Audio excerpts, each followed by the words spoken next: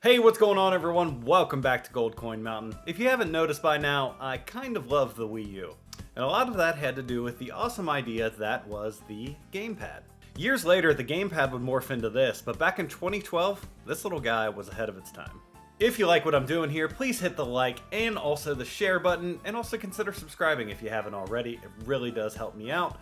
With that out of the way though, let's get right into it.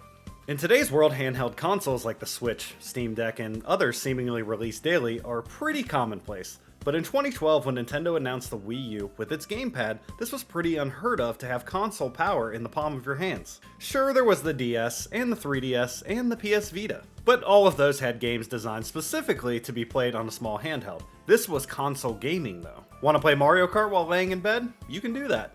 Want to play Wind Waker and Twilight Princess, but someone else is using the TV? Don't worry, you can do that right from the display on the gamepad. So how did it work? How did the picture get from the console to this tiny screen in your hands? The Wi-Fi in the console communicates with proprietary software put in by Nintendo and Broadcom to create the two-way stream of low latency video and button inputs between the two.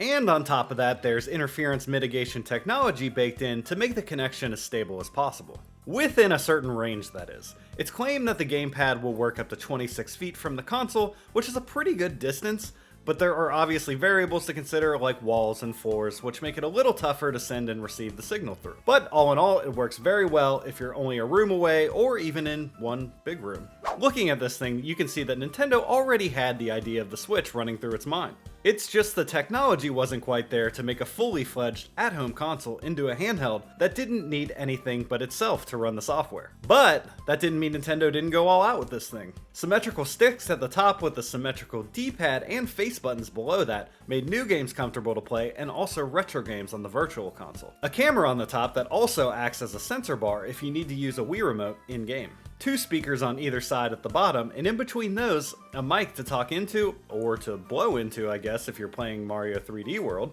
It even has a button that makes it possible to control your TV from, which did actually come in handy back when I used it on a TV, but now I use it on a monitor, so not really anymore. And the screen is a fully capable touchscreen that can be used with a stylus or with your finger. With the top, Nintendo opted to do the shoulder buttons on top, and then the trigger buttons just below that on a little shelf, which in my opinion is more comfortable than how they're right next to each other on the Switch. In between those, there's a volume rocker, a headphone slot, and a charge port. And here is the IR sensor that allows it to control your TV. Also, something else I really love on the back are the ergonomic bumps that make it way more comfortable to hold.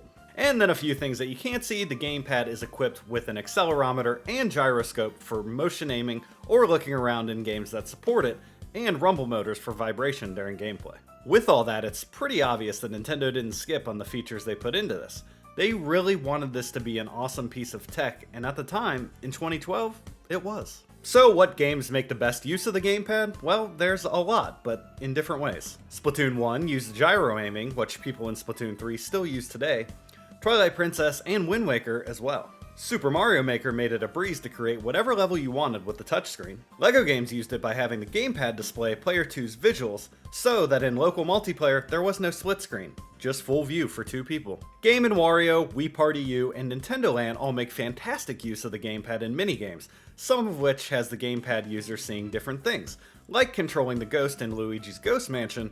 The TV players can't see you, but you can see them. Obviously, I could go on here for days about unique usages in more games, but I think I'll just say that there are a ton more other than these that I have listed, and a lot of them should definitely be experienced at least once. Mostly because a lot of these things can't be replicated by any other console, even in present day. And that makes this piece of technology still relevant 10 plus years after its release. That's not something you can say very often. But I want to hear what you guys think. Let me know down in the comments what game utilized the gamepad the best in your opinion. With that though, thank you so much for watching, and I'll see you next time.